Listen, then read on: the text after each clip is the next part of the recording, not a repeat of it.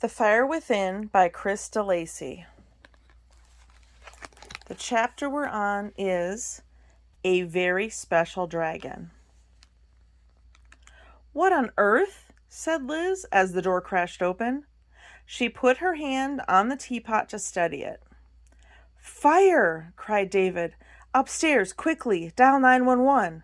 I'll get the water from the bathroom. Fire, said Lucy, looking quizzically at her mom. I saw it from the garden. Come on, Liz, hurry. David, wait, she cried, grabbing his arm. Slow down. I think you're mistaken. Lucy, by now, was moving to the door. I'll go and have a look. What? Screeched David. She can't go. But Lucy was already climbing the stairs. David, calm down, Liz said, restraining him. That's my studio. There's nothing that could cause a problem. Seconds later, Lucy called down from the landing. It's all right, Mom. It's only, you know. What? Said David, looking baffled. I saw a jet of flame. I'm sure I did. Liz smoothed the creases she'd made in his sweatshirt. Probably a dragon sneezing, she said. Come on, let's go and see how yours is, shall we? To David's astonishment, there really was no hint of a fire in the den. It was probably this, said Liz. She pointed to a round stained glass ornament dangling off a piece of string in the window. She tilted it to catch the afternoon sun. Jeweled reflections bounced around the room. Trick of the light, she said. Suddenly, from behind them, Lucy piped up. Mom, Gruffin's in the wrong place. Again. David turned. Lucy was staring at a shelf full of dragons. A look of disapproval was etched on her face. Who's Gruffin? He asked. Liz took him by the arm and twisted him around. He's a new dragon that sits by the door, usually. The resident dragons, the ones we don't sell, all have their own places. Sometimes they get moved when a new batch goes out. Gruffin always seems to be flitting around. Leave him, Lucy, and come over here. Lucy trudged over. Do you like them? She asked. In a slightly odd voice, the tenant confessed that he'd never seen anything quite like it before. All around the studio, arranged on tiers of wooden shelves, were dozens and dozens of handcrafted dragons. There were big dragons, little dragons, dragons curled up in a peaceful slumber, baby dragons breaking out of their eggs, dragons in spectacles, dragons in pajamas, dragons doing ballet, dragons everywhere. Only the window wall didn't have a rack. Over there, instead, stood a large old bench. A lamp was angled over it. There were brushes and tools and jelly jars prepared, plus lumps of clay beside a potter's wheel. The sweet smell of paint and methyl acetate hung in the air like a potpourri aroma. Now he came to think of it, David realized he'd been smelling the scent from the very first moment he'd entered the house. Amazing, he said, gliding over to the bench. This is a good one here. He pointed to an eerie but elegant creature on a stand just behind the potter's wheel. It had a wraparound tail and ears like a cat. Two large and exquisitely beautiful wings were rising from its back like sails on a ship. Its oval-shaped eyes were intriguingly closed, its stout front feet pressed firmly together. That's Guinevere, said Lucy in a deferential whisper. She's sort of the queen. She's Mom's special dragon. Is she sleeping? Lucy gave a shake of her head. Praying? Not really. What is she doing then?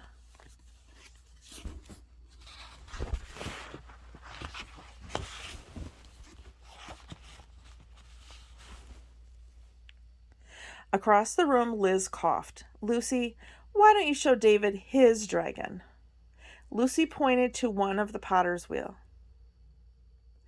David lifted it into his hands. The dragon, his dragon, had all the usual penny kettle touches: spiky wings, big flat feet, tiled green scales with turquoise flashes.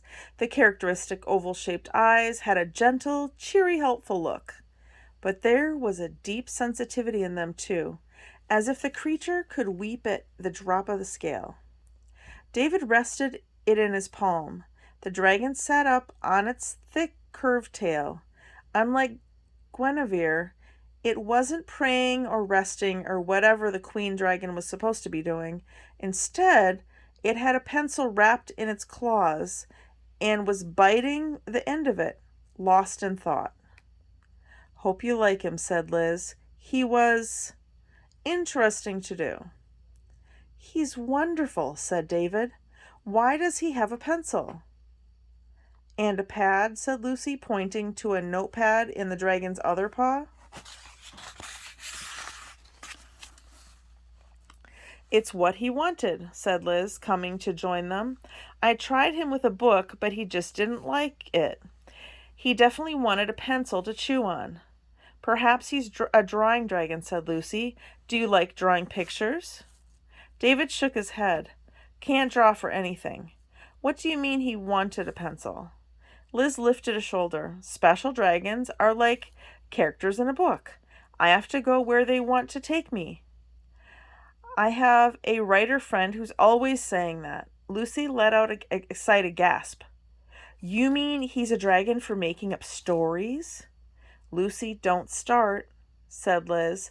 "Now, David, if you accept this dragon, you must promise to care for him always." "You mustn't ever make him cry," said Lucy. David ran a thumb along the dragon's snout. This might sound like a silly question, but how is it possible to make him cry?" "By not loving him," said Lucy, as if it ought to be obvious.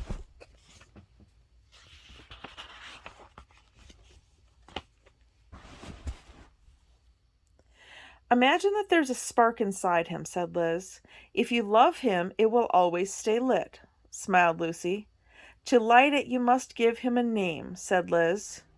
"Something magic," said Lucy. "Think of one now." David had to think. "How about Gadzooks?" Lucy turned on her heels. "They like it," she said, looking around the shelves. "They do?" said David, raising an eyebrow. As far as he could tell, there were no dragons doing backflips or flapping wings for joy. Lucy nodded so fast her head looked as if it were in danger of coming right off.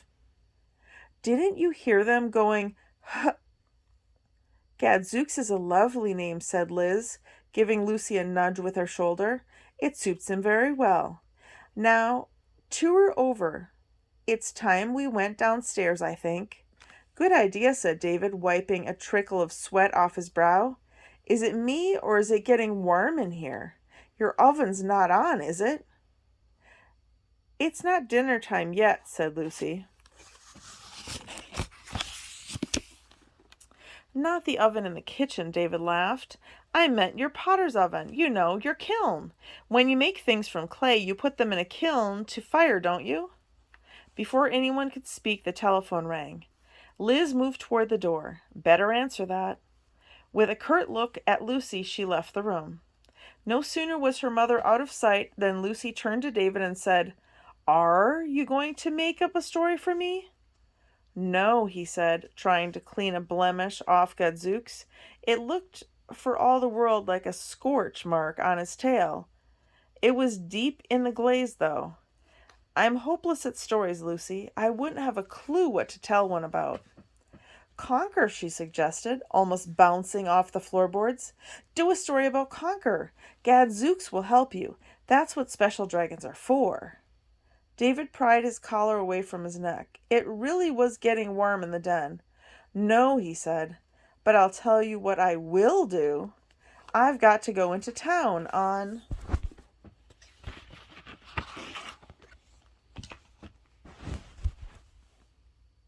Friday. While I'm there, I'll go to the library and see if I can find a good book about squirrels." A storybook? No, a factual one. I'm curious to know how Conker's eye got hurt. A reference book about squirrel behavior might give us a clue. All right, said Lucy. When you know some more, can you do a story then? Lucy, Liz called before David could respond. Coming, she cried and ran off. At the door, she paused and looked back at the tenant. Did you really not hear them hurring? David looked left and right at the dragons. Dozens of oval-shaped eyes peered back. Lucy pointed to her heart. You have to hear it here before you hear it here. Her finger moved from her heart to one ear. No, excuse me. From her heart to her ear. She grinned and skipped away. Yeah, right, David muttered and brought Gadzooks up close to his face. Hello, dragon. Pilot light lit? Good. Now listen up. Let's get this relationship straight from the start. No sneezing in the middle of the night. No setting fire to my books or computer, and no frightening my teddy bear. Okay? Oh, and no crying. First sign of trouble, and you turn into a shapeless lump again. Got it? Gadzooks chewed the end of his pencil in silence. David looked around the room a final time. Her. He went at the shelves of dragons. Then, clutching Gadzooks, he headed for his room, still wondering about that kiln.